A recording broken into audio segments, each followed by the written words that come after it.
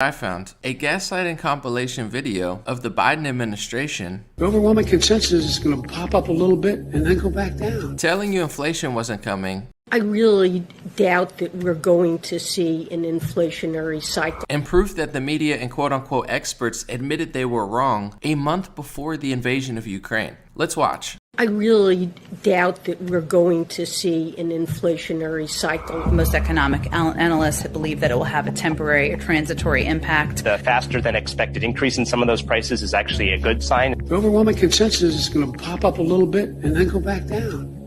No one's talking about this great, This is something that will settle down. Transitory. And the data shows that most of the price increases we've seen were expected and expected to be temporary. There's nobody suggesting there's unchecked inflation on the way. It's highly unlikely that it's going to be long-term inflation that's going to get out of hand. I don't know anybody who's worried about inflation. Over the last couple of months, we actually saw it trended downward. President Biden's chief of staff, Ron Klain, enthusiastically retweeted an economist who had said in part most of the economic problems we're facing, inflation, supply chains, et cetera, are high-class problems. What is the Granholm plan to increase oil production in America? Oh my God, that is hilarious. Well, the number one thing that the president can do is help get COVID under control. That we know is the root cause of inflation. President Biden this afternoon saying he thinks we're at the peak of the crisis right now and that lower prices are on the way.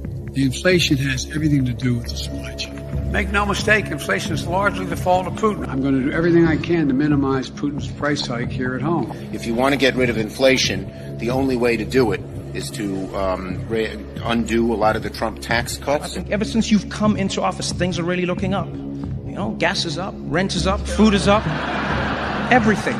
Russia invaded Ukraine on February 24. Here's an article from January 12th. Over a month before, the Washington Post, the experts are finally grasping the real reason for inflation. Now it's time to act. They were admitting they were wrong. They were admitting inflation's here. Now they're admitting they have to do something about it. Just a day later, they ran an article saying believing the wrong explanation for inflation could actually increase inflation. And then you even see in the article that they're talking about how some experts said that these increases are probably temporary, the result of pandemic. Oh, a month before Putin's invasion, admitting that inflation was here, they were wrong. But don't you believe the wrong explanation for it, then they're blaming you for inflation. Last but not least, Project Syndicate, January 17th, 2022. Why did almost nobody see inflation coming? Wow. Once again, Putin's invasion, February. All of these articles, January. Why are our experts and Biden administration gaslighting us so hard? Let's talk about it. What's going on, folks? So I'm not saying it's a WWE circus, but it's starting to feel like a WWE circus, right? So all of 2021, they were gaslighting us saying inflation's not coming. It's going to be like short. It's crazy. They're writing articles like, oh, these kooks, talking about inflation. And keep in mind in January, in 2020, we had shutdowns, lockdowns, beaches, parks, supply chains, gyms, schools. I mean, the entire country shut down for a couple months, and then Democrats tried to extend it all year. Okay. You had both parties come together, print trillions of dollars. Okay. Even if Trump was in office and did everything right, of course, Biden did almost everything wrong, there was still going to be some sort of inflation, sorry to burst people's bubble, because they printed so much money and the supply chain shutdowns of 2020 and all these lockdowns, it has an effect. You can't just print money out of thin air and expect inflation not to come. But of course, the Democrats are not going to tell you that, what I just said, because Democrats actually like printing more money than Republicans. So you think, Republicans like printing money. Just wait till the Democrats come in. They're printing more, print. They want to lock. They don't see the aspect of like open up, like Florida, freedom, etc. They're trying to shut down more. You have supply chain issues all on the coast of California. You got all these boats out there. And they're just printing more. So 2020, print, shut down. 2021, Democrats want to keep shutting down, keep restricting people, keep printing money.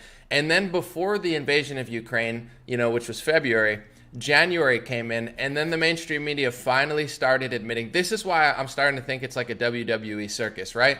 A month before the invasion of Ukraine, you have the experts, a lot of these people at Washington Post, etc., these economists who really just cover up for the regime and don't know anything or just lie, They're like, oh yeah, we were wrong, you know. Oh yeah, I don't know how this happened. I guess it could have been the pandemic printing they started admitting in Washington Post.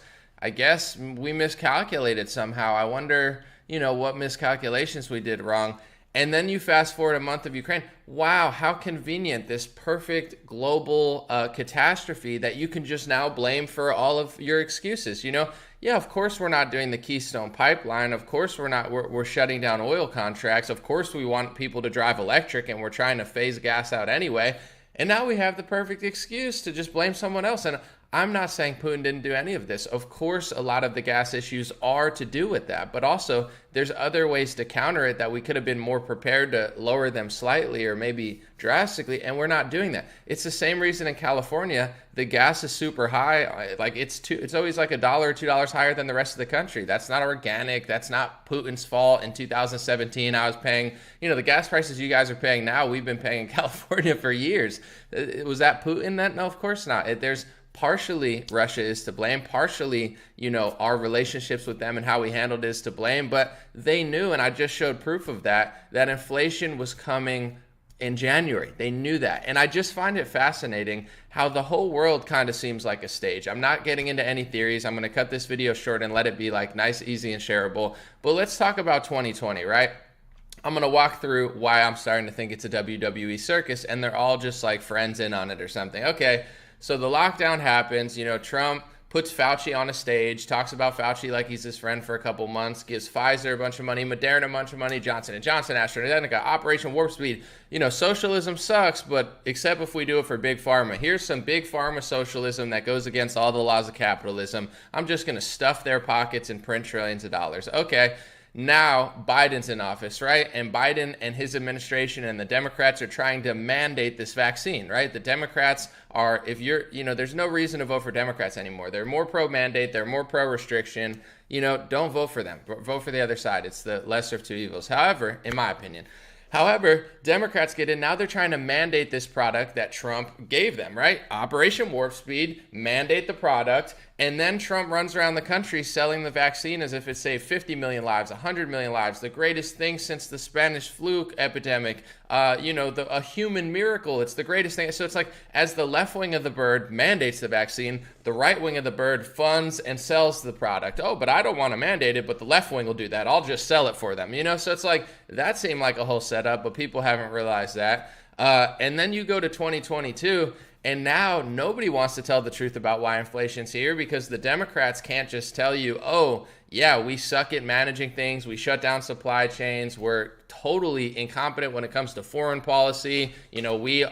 how somehow Russia always seems to do stuff when we're in office, not when Trump was in office. You know, they're not going to tell the truth about their crappy foreign policy, their crappy domestic policy, their crappy energy policy, their money printing bonanza. And they can't be honest like me and say, hey, Trump printed too much money. Because if they told you that Trump printed too much money, then they'd be admitting that money printing is a bad thing, which it is. But the Democrats print even more money, and they were in on it too. It was a bipartisan, you know, CARES Act and all this stuff. So it's like, they can't be honest about money printing because then they have no thing. So they just have to figure out another scapegoat. They should just blame 2020. If they were smart and honest, which they're not, the Democrats, they'd be like, yeah, you printed a lot of money in 2020 and you helped cause this. No, they're like, inflation, money printing is good when pandemics are around and we need to do COVID spending, so it's Putin's fault, you know? And then you got the Republicans being like, well, it's just the Biden administration, which they're largely responsible. They're in office. It's all their administration. They're corrupt, and if we were in a hole in 2020, which we were,